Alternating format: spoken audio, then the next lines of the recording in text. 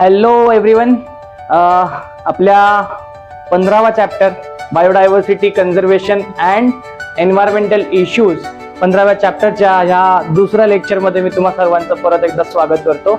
आणि आपण जे पहिलं लेक्चर बघितलं होतं त्यामध्ये जे आहे ते आपण बायोडायव्हर्सिटी बद्दल शिकलोय. बायोडायव्हर्सिटी काय आहे, कशा पद्धतीने जे आहे त्याच्यामध्ये व्हेरिएशन आहे, कशा प्रकारचे बायोडायव्हर्सिटी रिचनेस किंवा बायोडायव्हर्सिटी इव्हननेस हे कन्सेप्ट बघितले होते आपण तिकडे.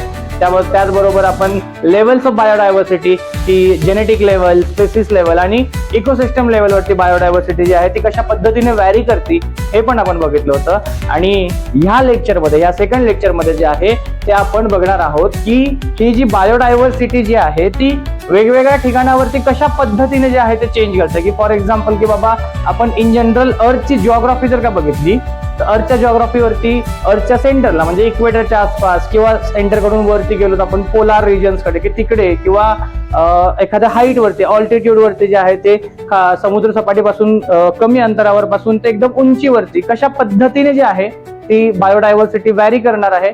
अगदी ग्लोबल ट्रेंड्स ते लोकल ट्रेंड्स या बायोडायव्हर्सिटीमध्ये कशा प्रकारचे व्हेरिएशन्स आहेत ते आपण आता बघणार आहोत.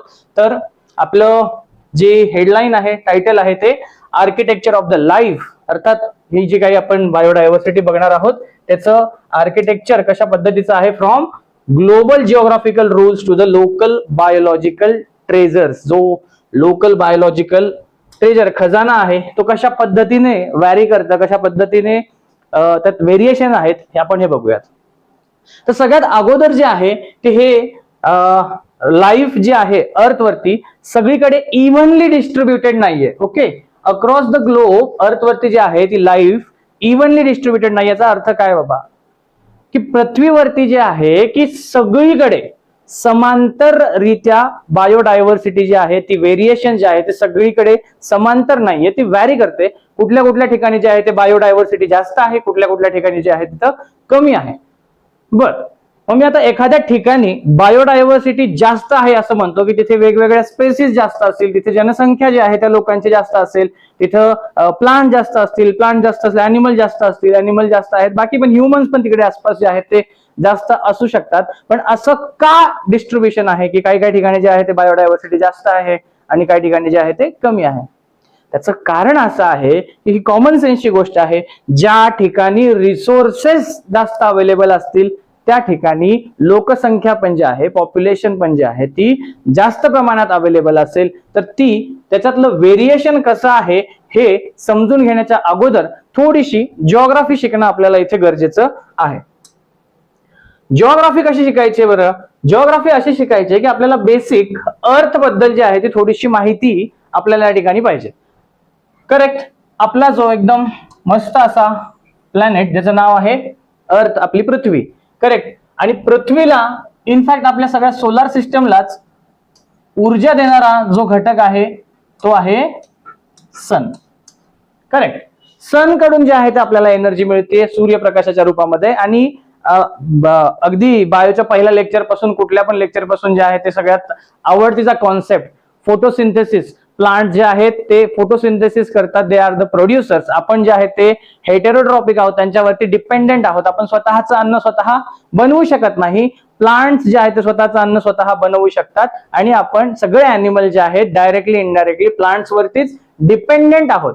बट प्लांट जे आहेत ते कोणावरती डिपेंडेंट आहेत तर ते सूर्यावरती डिपेंडेंट आहेत. कारण फोटोसिंथेसिस साठी जे आहे ते कार्बन डायऑक्साईड आणि वॉटर ह्याच बरोबर प्रचंड प्रमाणावरती महत्वाचा घटक जो आहे तो सूर्यप्रकाश तो प्लांटला लागतो. ओके, बरं. हे जे सूर्यप्रकाश जो आहे तो पृथ्वीवरती सगळीकडे समांतर इव्हनली पडत नाही, म्हणून जे आहे सगळीकडे even distribution of plant species तरी नाहीये.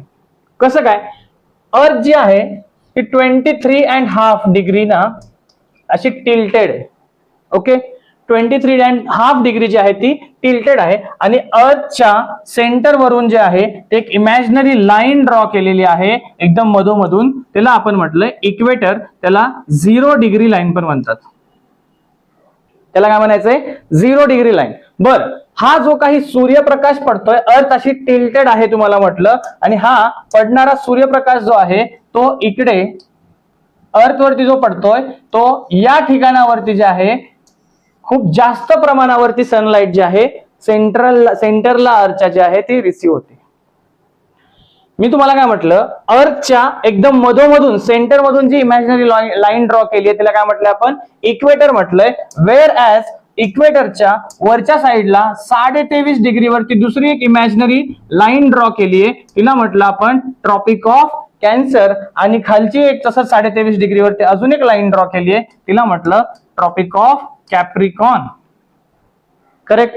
मग हे ट्रॉपिक ऑफ कॅन्सर आणि ट्रॉपिक ऑफ कॅप्रिकॉन ह्या रिजनला इन जनरल आपण म्हणतो ट्रॉपिकल रिजन. आणि ह्या ट्रॉपिकल रिजन वरतीच सूर्यप्रकाश जो आहे तो सगळ्यात जास्त प्रमाणावरती आपल्याला इथे बघायला मिळतो. आणि जर का इथे सूर्यप्रकाश सगळ्यात जास्त प्रमाणावरती बघायला मिळत असेल तर याचाच अर्थ असा आहे की त्या ठिकाणावरती सगळ्यात जास्त फोटोसिंथेसिस होणार आहे. इनफॅक्ट त्या ठिकाणी सगळ्यात जास्त इव्हॅपोरेशन होणार आहे. इव्हॅपोरेशन जर का होत असेल तर याचा अर्थ त्या ठिकाणी जे पाण्याचं बाष्पीभवन झालं, पाणी हवेत गेल्यानंतर इव्हॅपोरेट झाल्यानंतर त्याच ठिकाणी जे आहे ते प्रचंड जास्त प्रमाणावरती पाऊस देखील पडत असणार आहे. म्हणून इथे जे आहे ती प्रोडक्टिव्हिटी ह्या ट्रॉपिकल रिजन मध्ये जे आहे ती प्रोडक्टिव्हिटी प्रचंड जास्त प्रमाणावरती आहेत. आपल्या इनफॅक्ट आपले जे प्लॅनेट्स आहेत, ओके, जे काही प्लॅनेट्स आहेत ते आपल्या प्लॅनेटवरती अर्थवरती जे काही फॉरेस्ट आहेत, अमेझॉन फॉरेस्ट असू द्यात किंवा तुमचं कॉंगो फॉरेस्ट असू द्यात, ब्राझील मधलं अमेझॉन फॉरेस्ट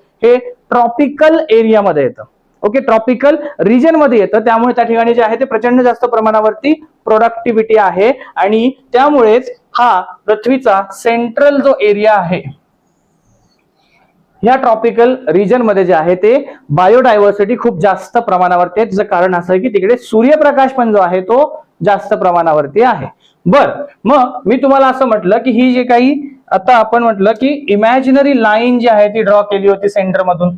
इमॅजिनरी लाईन जी सेंटर मधून अशी ड्रॉ केली तिला म्हटलं होतं आपण इक्वेटर. इक्वेटरच्या वरती होतं इथे ट्रॉपिक ऑफ कॅन्सर, खाली 23.5 डिग्रीला ट्रॉपिक ऑफ कॅप्रिकॉन. आणि इकडे पण आहे ते आर्क्टिक सर्कल असतं. इथे खाली जे आहे 66.5 डिग्रीवरती अंटार्क्टिक सर्कल आहे. आणि अशा हॉरिझॉन्टल ज्या काही लाईन्स इमॅजिनरी आपण ड्रॉ करतोय अशा इमॅजिनरी लाईन्सला आपण म्हणतो लॅटिट्यूड. ओके, अशा हॉरिझॉन्टल जो आहे या इमॅजिनरी लाईन्सला काय म्हणतोय आपण, लॅटिट्यूड म्हणतोय. आणि ह्या लॅटिट्यूड वरती जर का आपण बघितलं की इक्वेटर पासून कुठल्या पण वरच्या ह्या नॉर्थ पोल आणि इकडचा साऊथ पोल, इक्वेटर पासून कुठल्या पण वरच्या साईडच्या किंवा खालच्या साईडच्या पोलकडे जर का आपण जात असू तर त्या ठिकाणी जे आहे ती बायोडायव्हर्सिटी कमी होते. त्याचं कारण असं आहे कारण त्या ठिकाणी जे आहे ते सूर्यप्रकाश जो आहे तो कमी पोहोचतोय. आलं लक्षात? बर, इथेच दुसरा एक कॉन्सेप्ट आहे लॉंगिट्यूडचा, जो या ठिकाणी जे आहे आपल्याला कामाला नाही येत. जे अशा व्हर्टिकल वाल्या ज्या लाईन्स इमॅजिनरी अशा ड्रॉ केलेल्या आहेत, हा टाइम कॅल्क्युलेट करायचा असेल तर त्या संदर्भातला पृथ्वी स्वतः भोवती जे आहे ते 24 तासात एक पूर्ण चक्कर फिरवते, रिव्हॉल्व होतीये. ओके, तर टाइमच्या संदर्भातलं जे आहे त्या ह्या इमॅजिनरी लाईन्स ज्या आहेत त्यांना आपण लॉंगिट्यूड म्हणतो. आणि हॉरिझॉन्टल वाल्या ज्या होत्या त्या आहेत लॅटिट्यूड. त्या लाईन्स ज्या आहेत त्या आपल्या इथे कॉन्टेक्स्ट मध्ये महत्वाच्या आहेत. आपण म्हटलं की 0 डिग्री लॅटिट्यूड पासून इकडे जे आहे 90 डिग्री पोल्स वरती 90 डिग्री लॅटिट्यूड असतं, तिकडे जर का आपण गेलोय तर बायोडायव्हर्सिटी जे आहे तिथे एक्स्ट्रीम कंडिशन्स आहेत, हार्श कंडिशन आहेत, खूप जास्त बर्फ आहे. ओके, प्रोडक्टिव्हिटी कमी आहे तर तिकडे बायोडायव्हर्सिटी कमी असणार. ओके, ठीक आहे. मग दुसरा मुद्दा कुठला आहे, तो आहे ऑल्टिट्यूडचा. आता लॅटिट्यूडचं आपल्याला कळालंय. मग ऑल्टिट्यूड काय असतं, तर ऑल्टिट्यूड काय असतं की समुद्र सपाटीपासून किती उंचीवरती एखादं ठिकाण आहे त्याला ऑल्टिट्यूड म्हणतो. ऑल्टिट्यूड जे आहे तो आपण हाईटच्या कॉन्टेक्स्ट मध्ये हाईटच्या संदर्भात यूज करतो. ओके, मग समुद्र सपाटीपासूनच का बरं, सी लेवल पासूनच का मोजतो, कारण ऑन अन ऍव्हरेज पृथ्वीवरती सगळे समुद्र जे आहेत ते सेम लेवलवरती आहेत. म्हणून आपण ऑल्टिट्यूड मोजताना जो आहे तो समुद्र सपाटीपासून ऑल्टिट्यूड मोजतो. आणि या ठिकाणी पण जर का आपण बघितलं तर इथे एक माउंटेन आहे, माउंटेन्सच्या कुठल्या पण पायथ्याला, राईट, लोअर ऑल्टिट्यूडला या ठिकाणी जे आहे ती बायोडायव्हर्सिटी जास्त असते. लोअर ऑल्टिट्यूड वरती जे आहे ते बायोडायव्हर्सिटी जास्त असते. आणि हायर ऑल्टिट्यूडला आपण इकडे आलो एखाद्या डोंगराच्या एकदम टोकावरती आलो तर तिथे कंडिशन्स हार्श होतात, तिकडे ऑक्सिजनची कमी होते किंवा पाणी पण नसते, ऑक्सिजन पाणी असं नसेल, कार्बन डायऑक्साईड पण नसेल प्लांट्सला, तर तिथलची प्रोडक्टिव्हिटी जी आहे ती कमी होणार आहे. आणि प्रोडक्टिव्हिटी कमी झाली आहे म्हणजेच काय, फोटोसिंथेसिस पण फॉर एक्झाम्पल कमी झाली आहे, तर प्लांट्स नसणार आहेत, प्लांट्स नसणार आहेत ऑब्व्हियसली ॲनिमल नसणार आहेत, आणि ॲनिमल्स आणि प्लांट्स दोन्ही पण नाहीत, याचा अर्थ त्या ठिकाणी बायोडायव्हर्सिटी अजिबात राहणार नाही. तर मग ही गोष्ट एक बेसिक लक्षात घ्या की आपल्या बायोडायव्हर्सिटीचे जे आहे ते हे ट्विन ग्रेडियंट्स आहेत, ट्विन ग्रेडियंट्स, राईट, हे जुळे आहेत. ग्रेडियंट्स म्हणजे काय, त्यामध्ये काहीतरी आपल्याला डिफरन्स शो होतोय, आणि हे ट्विन ग्रेडियंट्स काय आहेत की आपण इक्वेटर कडून पोल्स कडे गेलो तर बायोडायव्हर्सिटी जे आहे ते कमी होणार आहे. म्हणजे लॅटिट्यूड इक्वेटर कडून 0 डिग्री लॅटिट्यूड करून हे 0 डिग्री असतो इक्वेटरचा, आणि ते पोल्स कडे गेलो, इकडे हा 90 डिग्री लॅटिट्यूड आहे, इकडे गेल्यानंतर जे आहे ते बायोडायव्हर्सिटी कमी होणार आहे. वेअर ॲज ऑल्टिट्यूड पण आपण बघितला, सी लेवलला खालच्या बाजूला जर का असेल तिकडे बायोडायव्हर्सिटी जास्त असेल, आणि माउंटेन्सचे पीक जे आहे तिकडे हार्श एन्व्हायरमेंटल कंडिशन्स असतील, तर या ठिकाणी बायोडायव्हर्सिटी जी आहे ती कमी राहणार आहे. नंतर why the tropics remain the ultimate engine of the biodiversity. जे ट्रॉपिकल एरिया, आता आपण त्याचं डिस्कशन केलेलं, तर ते ट्रॉपिकल रिजन जे आहे ते बायोडायव्हर्सिटीचं एक महत्वाचं इंजिन असं का बरं म्हटलेलं आहे त्याला, राईट. इथं काय त्या ट्रॉपिकल रिजनचे असे वेगळे ऍडव्हान्टेजेस आहेत, काय त्याला एवढं महत्व दिलं जातंय, त्याचं कारण असं आहे, ऍज वी डिस्कस्ड अर्लियर, की ट्रॉपिकल रिजन वरती सगळ्यात जास्त सनलाईट रिसीव्ह होती, आणि तिथे सगळ्यात जास्त एनर्जीचं फॉर्मेशन होणार आहे. तिकडे continuous high intensity sunlight combined with constant warmth and high rainfall असल्यामुळे त्या ठिकाणी प्रचंड जास्त प्रमाणावरती जे आहे ते प्रोडक्टिव्हिटी बघायला मिळते. ओके, त्यासोबतच टाइम पण जो आहे त्यांनी महत्वाचा रोल प्ले केलाय. कसा, millions of year of stability with minimal drastic climate shift. लाखो वर्षासाठी त्या ट्रॉपिकल रिजन वरती एकदम स्टेबल क्लायमेट राहिलेलं आहे, त्यामुळे स्टेबल क्लायमेट असल्यामुळे तिकडे खूप जास्त व्हेरिएशन नाही झाल्यामुळे त्या ठिकाणी जे आहे ते तिथल्या स्पेसिसला जगण्यासाठी, वाढण्यासाठी जे आहे ते ऑप्टिमम वेळ मिळालाय, आणि ते लोक तिकडे ग्रो झाले, त्यामुळे एक प्रोडक्टिव्हिटी जी आहे ते ट्रॉपिकल एरियाची जास्त आहे. त्याशिवाय speciation, reduced migration lowers the gene flow.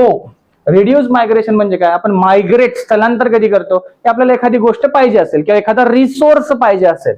आता ह्या ठिकाणी सगळं काही त्यांना तिथेच अवेलेबल आहे, तर मायग्रेशन करायचा काही संबंधच नाहीयेत. ओके, मायग्रेशन काही करायचा संबंध नाहीयेत. रिड्यूस मायग्रेशन, आता मायग्रेट नाही करत तर ह्यांच्या जीन्स जे आहेत ते जागेवरच आहेत, त्यांचा जीन फ्लो नाही होतोय, आणि हळूहळू काय होतं, over the period of time तिथेच ते लोक स्टेबल होत आहेत, आणि स्टेबल झाल्यानंतर कधी कधी इतके सारे रिसोर्सेस अवेलेबल असल्यामुळे तिथे बायोडायव्हर्सिटी अजून जास्त, त्यांच्या जीन्स मध्ये थोडेसे व्हेरिएशन येतात, आणि नवीन नवीन स्पेसिस फॉर्म व्हायला लागतात, आणि नवीन स्पेसिसच्या फॉर्मेशनलाच आपण म्हणतो स्पेसिएशन. आता समजा ही एखादी ए स्पेसिस असेल, त्या ए स्पेसिस मध्ये थोडासा जीन मध्ये त्यांच्यामध्ये बदल आला, इथे बदल आल्यानंतर त्या ए स्पेसिसचं रूपांतर बी स्पेसिस मध्ये झालं. याचाच अर्थ असा आहे की त्या ठिकाणी जे आहे ते स्पेशिएशन झालं, म्हणजे सेम जागेवरती आपल्याला अजून एक स्पेसिस बघायला मिळाली, अजून एक वेगळी स्पेसिस बघायला मिळाली. याचाच अर्थ त्या ठिकाणची बायोडायव्हर्सिटी वाढलीये.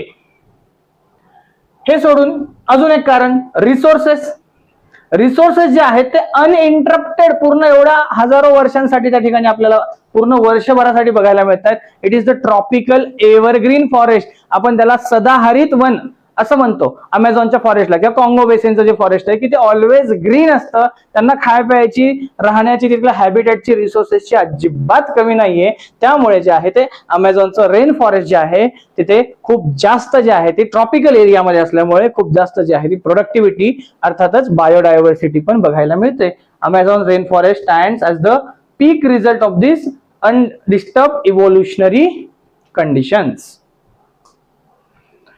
बर, अजून एक गोष्ट महत्वाची आहे की त्या ठिकाणचं हॅबिटॅट, प्राण्यांचं हॅबिटॅट म्हणजेच काय, त्यांची राहण्याची जागा.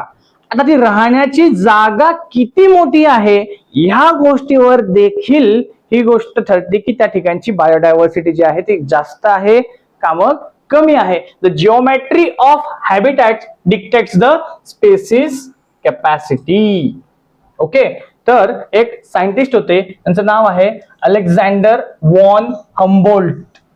ह्यांनी काय ऑब्झर्वेशन केलं की बाबा बेसिक गोष्ट सांगितली, एखाद्या ठिकाणी जर का त्या ठिकाणचा एरिया जर का छोटा असेल, हॅबिटॅट जर का स्पेसिसचं छोटा हॅबिटॅट असेल तर त्या ठिकाणी ऑफकोर्स रिसोर्सेस जे आहेत ते कमी असतील. रिसोर्सेस कमी असतील तर अर्थातच स्पेसिसची संख्या जी आहे ती कमी असेल. म्हणजेच काय की छोटं एखादं जर का हॅबिटॅट असेल, फॉर एक्झाम्पल इथे यांनी एखादं गार्डन त्याचं उदाहरण दिलेलं आहे. एखादं छोटंसं गार्डन असेल, तिथे एरिया जो आहे तो कमी आहे. एरिया जो कमी आहे तर रिसोर्सेस पण कमी असणार आहेत. रिसोर्सेस पण कमी असेल तर बायोडायव्हर्सिटी पण कमीच आहे. ओके, वेअरएज त्याची जर का तुलना आपण फॉरेस्ट बरोबर केली, फॉरेस्ट मध्ये एखाद्या जंगलामध्ये जे आहे ते एरिया मोठा आहे आणि जर का जंगलामध्ये एरिया प्रचंड मोठा आहे याचा अर्थ तिथे रिसोर्सेस खूप जास्त अवेलेबल असतील आणि रिसोर्सेस खूप जास्त अवेलेबल असल्यामुळे त्या ठिकाणी आपल्याला जास्त प्रमाणावरती जे आहे ती बायोडायव्हर्सिटी बघायला मिळते. ओके, पण हे जे आहे ऑलवेज लागू होणार का बरं? ते ऑलवेज असं होणार आहे का की एरिया जे आहे ते खूप मोठा आहे तर एरिया वाढवत गेला की बायोडायव्हर्सिटी किती पण वाढतच जाईल? तर असं नाही होणार. ओके, त्याला काहीतरी लिमिट आहे. एका लेवल पर्यंत जर का तुम्ही एरिया वाढवत गेलात तर एका लेवल पर्यंत बायोडायव्हर्सिटी आपल्याला जी आहे ती वाढ त्याच्यामध्ये बघायला मिळतं. पण it is not the ultimate thing. It will not की कंटिन्युअसली असंच ग्रो होत राहणार नाही. There is a limit. As area increases, the number of spaces, as area increases, the number of spaces increases. But this growth does not continue at the same rate forever. Permanently त्याच रेटनं हे continuously किती पण वाढत जाईल अशातला भाग नाहीये. एका लिमिट पर्यंत जे आहे ते स्पेसिस ग्रो करणार आहे आणि तेच आपल्याला पुढे शिकणार आहोत. त्याच बाबतीत स्पेसिस एरिया रिलेशनशिप, की ह्या एरियाचे आणि स्पेसिसच्या डायव्हर्सिटीचं काय रिलेशन जे आहे ते आपल्याला एका ग्राफच्या माध्यमातून जे आहे ते शिकायचं आहे. या ठिकाणी 2 ग्राफ दिलेले. ओके, आता या ग्राफ वरती हे जो आपला एक्स ऍक्सिस आहे, एक्स ऍक्सिस वरती इथे एरिया दिलेला आहे आणि वाय ऍक्सिस वरती इथे काय दिलेलं आहे? Species richness.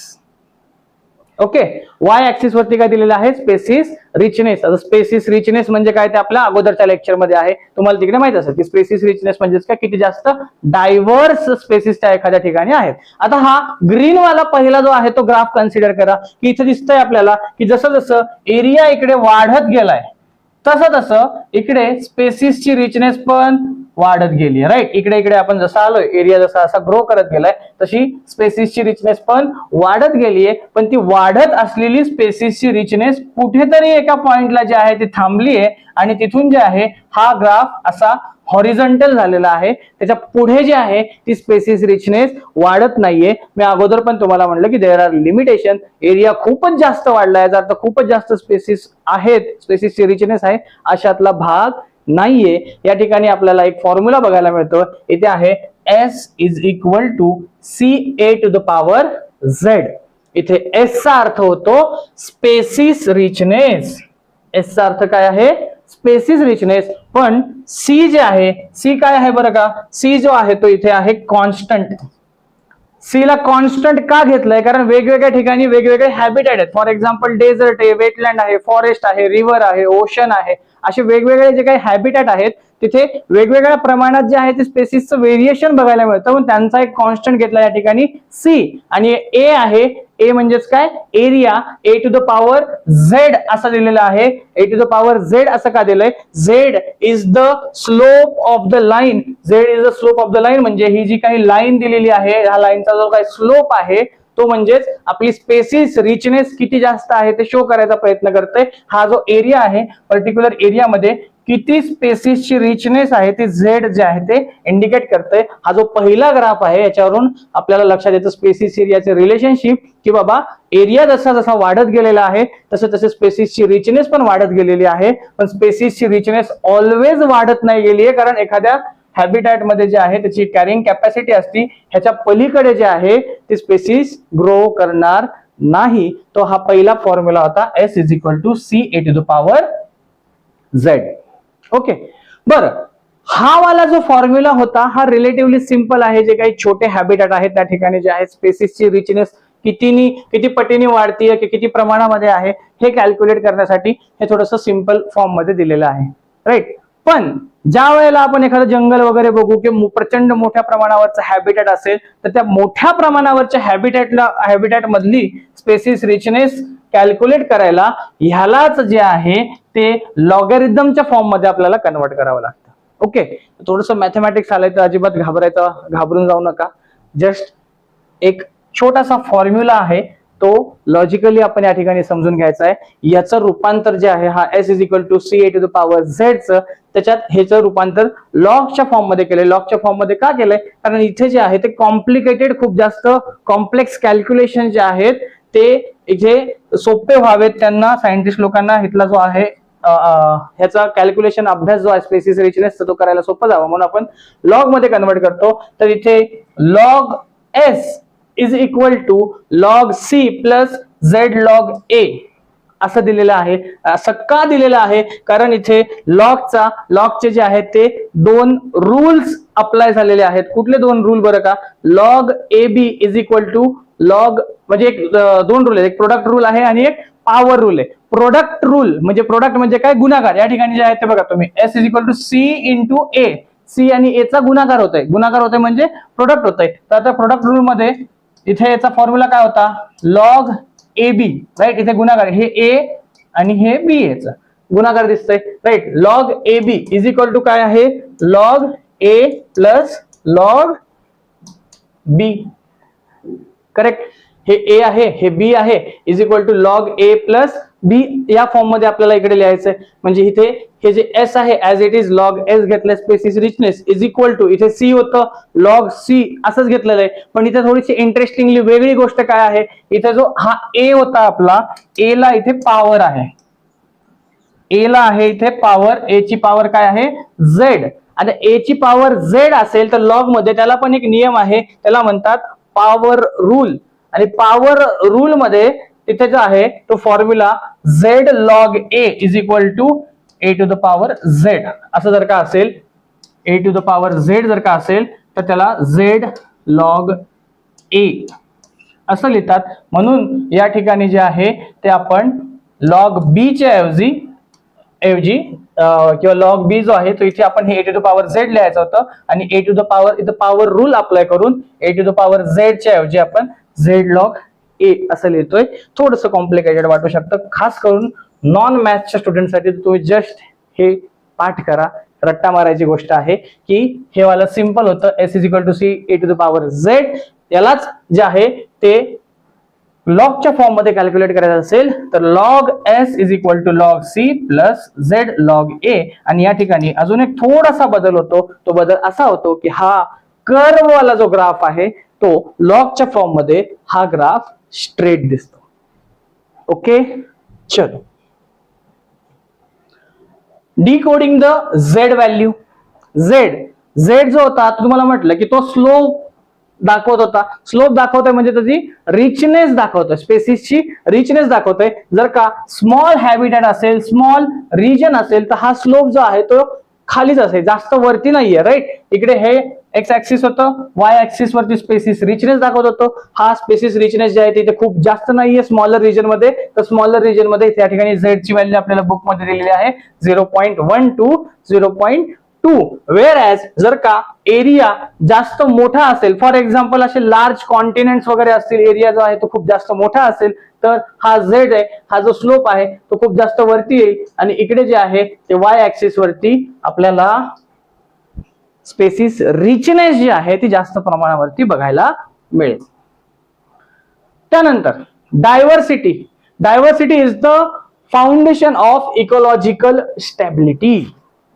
मी ही गोष्ट पण सतत सांगत असतो की बाबा एखाद्या ठिकाणावरती बायोडायव्हर्सिटी जेवढी जास्त कॉम्प्लेक्स असेल, जेवढे जास्त स्पेसिस असतील, जेवढी फूड वेब जी आहे जेवढ्या जास्त असतील तेवढी जास्त ती इकोसिस्टम जे आहे ते एन्व्हायरमेंट जे आहे ते स्टेबल असेल. तसंच एक सायंटिस्ट आहे डेव्हिड टिलमॅन्स, आरसीबी वाले टीम डेव्हिड लक्षात घ्या. ओके, डेव्हिड टिलमॅन जे आहेत त्यांनी एक हायपोथेसिस दिलेली आहे, ज्या हायपोथेसिसचं नाव आहे productivity stability hypothesis. Productivity stability hypothesis ह्याचं नावच आपल्याला ह्याचा अर्थ सांगतोय की एखाद्या ठिकाणची प्रोडक्टिव्हिटी जर का जास्त असेल, एखाद्या ठिकाणी प्लांट्स जे आहेत ते बायोमास जास्त प्रोड्यूस करतायत, त्याच्यामुळे तिकडे खूप जास्त प्रमाणावर अॅनिमल्स पण येत आहेत. याचा अर्थ एकत्रित अर्थ आहे की त्या इकोसिस्टमची प्रोडक्टिव्हिटी हाय आहे, तिकडे स्पेसिस रिचनेस जास्त आहे. तर याचा अर्थ त्या ठिकाणची इकोसिस्टम जी आहे ती जास्त स्टेबल असेल. Demonstrated through the field experiment that the greater biodiversity directly leads to the less variation in biomass over the period of time. Less variation in biomass म्हणजे जास्तीत जास्त बायोडायव्हर्सिटी असेल तर बायोमास मध्ये जो काही बदल आहे, बायोमास म्हणजे काय, ड्रायवेट जे आहे ते स्टेबल राहील एखाद्या इकोसिस्टमचं, त्याच्यामध्ये जे आहे ते कमतरता जी आहे ते आपल्याला अजिबात बघायला मिळणार नाही. हाय स्पेसिस रिचनेस जर का असेल तर कॉन्स्टंट बायोमास प्रोडक्शन असेल. फॉर एक्झाम्पल की एखाद्या वर्षी जे आहे ते इक्वेटर वरती जे आहे बायोमासचं प्रोडक्शन समजा 10 टन झालेलं आहे, एक्झाम्पल बघू आपण, तर पुढच्या पण वर्षी 10च टन होईल, त्याच्या पुढच्या पण वर्षी 10 किंवा त्याच्यापेक्षा जास्त टन होईल. तर ऑन अन ऍव्हरेजली बायोमासचं प्रोडक्शन जे आहे ते स्टेबल या ठिकाणी आपल्याला बघायला मिळतं. आणि ती स्टॅबिलिटी ह्याच्यामुळे आहे कारण त्या ठिकाणी बायोडायव्हर्सिटी आहे. तर ह्याचे 3 पिलर्स आहेत, the 3 pillars of a stable community. कुठले कुठले? पहिला, biomass production remains constant every year. Over the period of time बायोमासचं प्रोडक्शन जर का कॉन्स्टंट असेल तर हे पण आपल्याला इंडिकेट करतं पर्टिक्युलर ठिकाणची इकोसिस्टम जी आहे ती स्टेबल आहे. दुसरं काय, the system withstands and recovers rapidly from the physical disturbance. एखाद्या इकोसिस्टम मध्ये समजा फॉर एक्झाम्पल एखादं काही फिजिकल डिस्टर्बन्स झालं, फॉर एक्झाम्पल फॉरेस्ट फायर झाले किंवा अर्थक्वेक झाला, त्याच्यामुळे पर्टिक्युलर इकोसिस्टमला जे आहे ते डॅमेज झालंय. पण डॅमेज झालेलं असताना देखील एखादी इकोसिस्टम जी आहे ती बाउन्स बॅक करत असेल, लगेच जे आहे ते रिकव्हर करत असेल, ते डॅमेज रिपेअरिंगचं काम करत असेल, तर त्या ठिकाणची इकोसिस्टम जी आहे ती स्टेबल असेल, ती लवकर जे आहे ते रिकव्हर करेल. राईट, ते स्टेबल कम्युनिटी जे आहे ते इंडिकेट करते. तिसरा पिलर काय होता, the community actively resist the invasion by alien species. Alien species म्हणजे काय? इन्व्हेजिव्ह एलियन स्पेसिस नावाचा कॉन्सेप्ट आहे. काय की बाबा एखाद्या पर्टिक्युलर हॅबिटॅट मध्ये बाहेरून आलेलं परजीवी, आपण एलियन्स असतात ना, म्हणजे बाहेर ग्रहावरचे आहेत, तसंच एखादी स्पेसिस जी लोकल नाहीये, बाहेरून त्या ठिकाणी आलेली आहे, त्या नॉन नेटिव्ह स्पेसिसला आपण काय म्हणतो, इन्व्हेजिव्ह एलियन स्पेसिस. जसं गाजर गवत, कॅरेट ग्रास जे आहे पार्थेनियम आपल्याकडचं नाहीये, ती अमेरिकेची स्पेसिस आहे. राईट, पण इंडियामध्ये जे आहे ती किती पण जास्त प्रमाणावरती ग्रो करते कारण त्याला खाणारं कोणतं नाहीये फूड चेन मध्ये. करेक्ट, मग त्याचं इन्व्हेजन झालं, त्याला आपण इन्व्हेजिव्ह एलियन स्पेसिस म्हणतो. तर इकोसिस्टमला एखाद्या स्टेबल कधी म्हणतोय आपण, ज्या वेळेला एखादी इन्व्हेजिव्ह एलियन स्पेसिस जरी त्या ठिकाणी आलेली असेल तरी पण तिथले लोकल प्लांट्स किंवा अॅनिमल जे असतील त्या स्पेसिसला त्या ठिकाणी पर्टिक्युलर ठिकाणी राहू देणार नाही, त्याला रेसिस्ट करतील, तर ती इकोसिस्टम जी आहे ती स्टेबल असेल. हे त्याचे 3 मेन पिलर्स होते. ओके, चला पुढची अजून एक हायपोथेसिस दिलेली आहे, रिवेट पॉपर हायपोथेसिस. हे रिवेट पॉपर हायपोथेसिस काय प्रकार आहे? काय नाही, 2 इंग्लिशचे शब्द जे आहेत ते थोडेसे अवघड आहेत, ह्याची आपल्याला माहिती करून घ्यायची, लगेच ही हायपोथेसिस आपल्या लक्षात येऊन जाईल. पहिला शब्द आहे रिवेट. रिवेट म्हणजे काय? हे विमानामध्ये जे काही महत्वाचे नट बोल्ट असतील ना, जे महत्वाचे ज्याच्याने काही पार्ट जे आहेत ते जोडल्या जाणार आहे, त्याला काय म्हणायचं आहे? रिवेट. आणि दुसरं काय आहे? पॉपर. पॉपर म्हणजे काय की तो नटबोल्ट जोडणारा किंवा काढणारा जो काही माणूस असेल ना त्याला म्हणतात पॉपर. मग हे काय? Rivet popper hypothesis. आता विमानाचा, नटबोल्टचा या ठिकाणी बायोलॉजी मध्ये काय संबंध आहे? संबंध असा आहे की हे मेटाफोरिकली यूज केलेलं आहे. ओके, याची तुलना केलेली आहे. पॉल एरलिच हे एक दुसरे सायंटिस्ट आहेत, ह्यांनी काय म्हटलेलं आहे की एक mechanical metaphor for biological collapse. एखादी बायोलॉजिकल इकोसिस्टम कोलॅप्स होत असेल तर त्यासाठी त्यांनी एक उदाहरण दिलंय एरोप्लेनचं. इथे कसं कंपॅरिझन केलेलं आहे की एरोप्लेनला जे आहे त्यांनी म्हटलेलं आहे इकोसिस्टम. इकोसिस्टम म्हणजे काय तुम्हाला म्हटलेलं होतं? इकोसिस्टम म्हणजे काही बायोटिक, अबायोटिक फॅक्टर जे आहेत ते आपसात इंटरॅक्ट करतायत.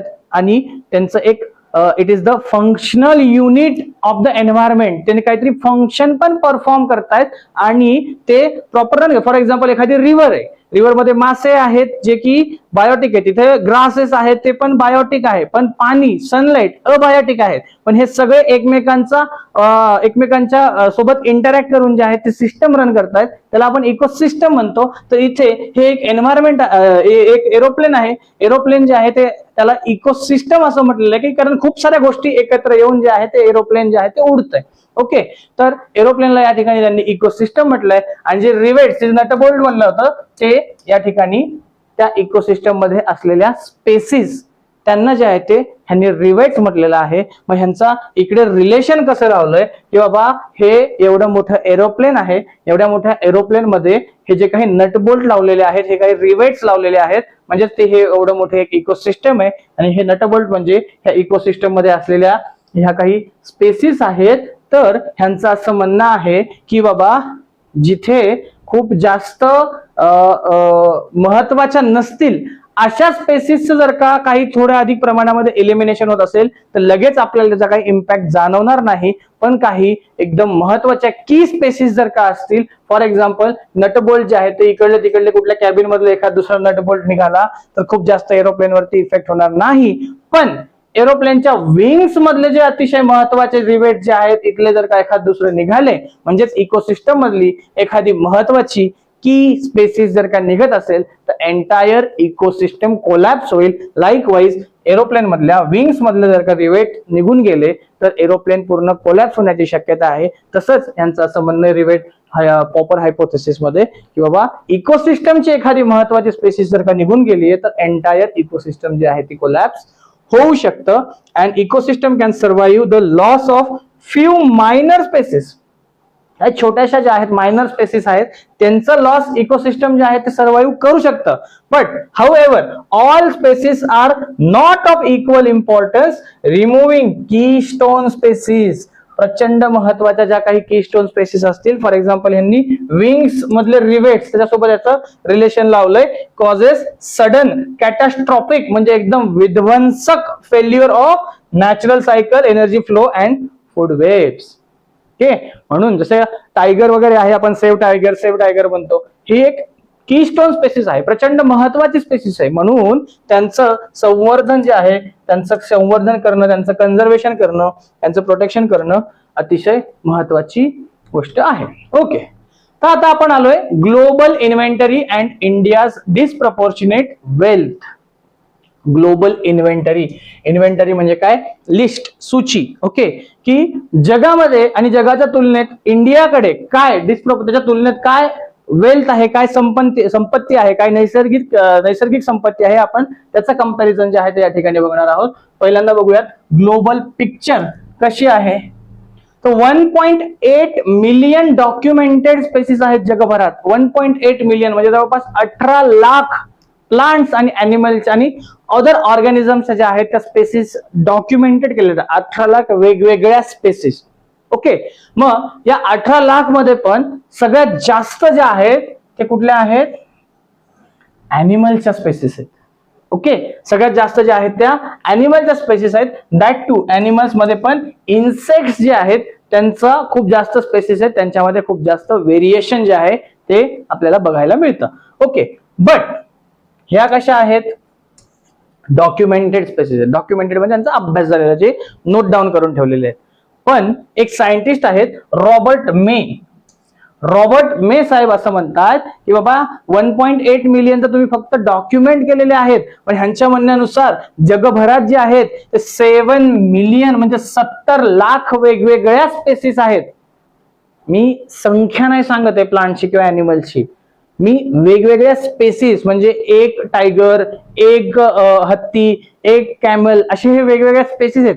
अशा वेगवेगळ्या स्पेसिस ज्या आहेत त्या जवळपास 70 लाख आहेत आणि त्या 70 लाख पैकी फक्त आपण 1.8 मिलियन म्हणजे 18 लाखाच्या आसपास जे आहे ते डॉक्युमेंट करू शकलोय. बाकीचं अजून डॉक्युमेंटेशनच बाकी आहे. तर त्यातही जे प्रोकॅरियोट्स आहेत, प्रोकॅरियोट्स कसे असतात, युनिसेल्युलर बॅक्टेरिया वगैरे. आता ह्यांना तर आपण व्यवस्थित जे आहे ते बघू पण नाही शकणार आहे, प्रत्येक ठिकाणी आपण मायक्रोस्कोप घेऊन तर फिरणार नाही. की बाबा अजून एक प्रोकॅरियोटिक सेलचा जे आहे ते शोध लागला, त्यांना तर डॉक्युमेंट पण नाही करू शकलो, but still they are the living cells. म्हणजे एक खूप मोठा स्टडीचा गॅप जो आहे तो या ठिकाणी आपल्याला बघायला मिळतो. दॅट्स वाय टॅक्झोनॉमिस्ट जो काही याचा आपण स्टडी करतात त्यांची खूप जास्त गरज आहे. ओके, तर लोकल ट्रेजर काय आपल्या इंडियाकडे काय बरं जगाच्या तुलनेत, तर जगाच्या तुलनेत अगोदर इंडियाचं लँडमास किती आहे, आपल्याकडे जमीन किती आहे जगाच्या तुलनेत ते बघूयात. तर आपल्याकडे 2.4% जगाची जमीन आहे. जगात जेवढं काही जमीन आहे, जेवढा काही कॉन्टिनेंटल लँड एरिया आहे, त्याच्या 2.4% जो आहे तो एरिया इंडियाकडे आहे. बट जगातली 8.1% पूर्ण ग्लोबल बायोडायव्हर्सिटी जी आहे ती इंडियाकडे आहे. जगातली 8.1% बायोडायव्हर्सिटी मोठ्या प्रमाणावरची जी आहे ती इंडियाकडे आहे. स्टील तिथे पण बायोडायव्हर्सिटी खूप मोठ्या प्रमाणात लॉस होत आहे. बट रिलेटिव्हली जे आहे ते जगाच्या तुलनेत इंडियाकडे भरपूर प्रमाणावरती बायोडायव्हर्सिटी आहे, भरपूर प्रमाणावरती स्पेसिस रिचनेस आहे. सो करंट स्टेटस काय आहे, India is one of the 12 mega diversity countries. जगभरात ज्या अशा 12 मेगा म्हणजे मोठ्या, जिथे खूप जास्त प्रमाणावरती बायोडायव्हर्सिटी आपल्याला बघायला मिळते, अशा 12 कंट्रीज आहेत. त्यापैकी इंडिया एक आहे. आणि होल्डिंग इंडियाकडे काय 45,000 प्लांट स्पेसिस आहेत, 45,000 वेगवेगळ्या प्लांटच्या स्पेसिस आहेत. वेअर ॲज 90,000 ॲनिमल स्पेसिस आहेत.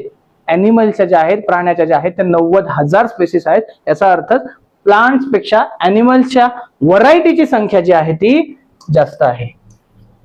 ओके, चला मग आपण आता आलोय आता शेवटच्या स्लाइडवरती.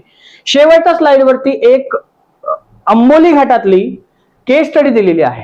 कशी काय, ही केस स्टडी जी आहे ती अशी आहे की या ठिकाणी जे आहे एका स्पेसिसला जे आहे ते मिस आयडेंटिफाय केलं होतं. महाराष्ट्राचा जो अंबोली घाट आहे, अंबोली घाट मध्ये एक लिझार्ड होतं. ओके, त्या लिझार्डला मिस आयडेंटिफाय म्हणजे चुकीच्या पद्धतीने आयडेंटिफाय केलं होतं. त्याचं मिस आयडेंटिफाईड नाव होतं हेमिडेक्टायलस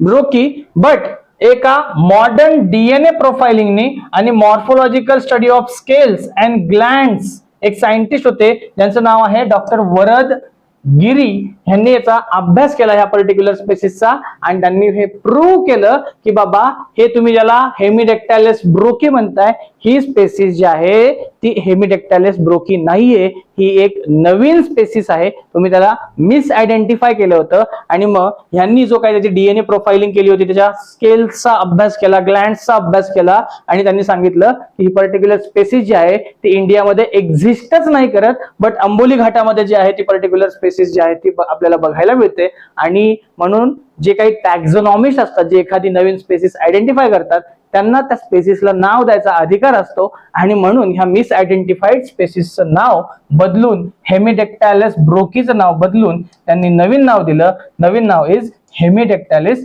वरदगिरी. बघा, स्वतःचं नाव दिलं. तुम्ही पण कुठले शोध लावले तर तुमचं पण नाव इकडे येऊ शकतं, तर शोध लावा. ओके, काय with only 22% of India's natural wealth recorded. इंडियामध्ये जेवढी नॅचरल वेल्थ रेकॉर्डेड, जेवढे प्लांट्स ॲनिमल्स आहेत, त्याच्यामधले फक्त 22% जे आहेत ते रेकॉर्डेड आहेत. बाकीच्या species face extension from the deforestation before they are even documented. The world urgently needs taxonomist. प्रचंड महत्वाचं वाक्य आहे, प्रचंड महत्वाचा कन्सर्न आहे की जेवढ्या स्पेसिस, जेवढी जास्त बायोडायव्हर्सिटी आहे, खास करून इंडियामध्ये पण, त्याच्या फक्त 22% बायोडायव्हर्सिटी जी आहे डॉक्युमेंटेड आहे, तेवढ्याच आपण डॉक्युमेंटेशन करू शकलोय. तर याचा अर्थ असा आहे की अशा कितीतरी स्पेसिस आहेत ज्या डॉक्युमेंट पण नाही झाल्यात, त्याच्याबद्दल आपल्याला माहिती पण नाहीये, बट स्टील त्या एक्सटिंक्ट पण झाल्यात किंवा एक्सटिंक्ट होत आहेत. म्हणून जगाला, इंडियाला खूप साऱ्या टॅक्झोनॉमिस्टची जी आहे ती गरज आहे. कारण हे टॅक्झोनॉमिस्ट जे आहेत ते ह्या स्पेसिसचं क्लासिफिकेशन करतात, त्याचा अभ्यास करतात. आणि एखाद्या स्पेसिसला वाचवायचं असेल तर त्याची ती पहिली पायरी आहे की त्यांचं जे आहे ते आयडेंटिफिकेशन करणं गरजेचं आहे. याचं कन्क्ल्युजन आहे the accurate classification is the first necessary step to saving the fragile ecosystem, जी काही आपली नाजूक अशी इकोसिस्टम आहे, तिला जर का वाचवायचं असेल तर सगळ्यात अगोदर त्याचं ॲक्युरेट क्लासिफिकेशन होणं, त्याच्याबद्दलची माहिती जी आहे ते मिळणं, त्यांना आयडेंटिफाय करणं, हीच कन्झर्वेशनची पहिली पायरी आहे. चला तर मग भेटूयात पुढच्या लेक्चरमध्ये. Thank you very much.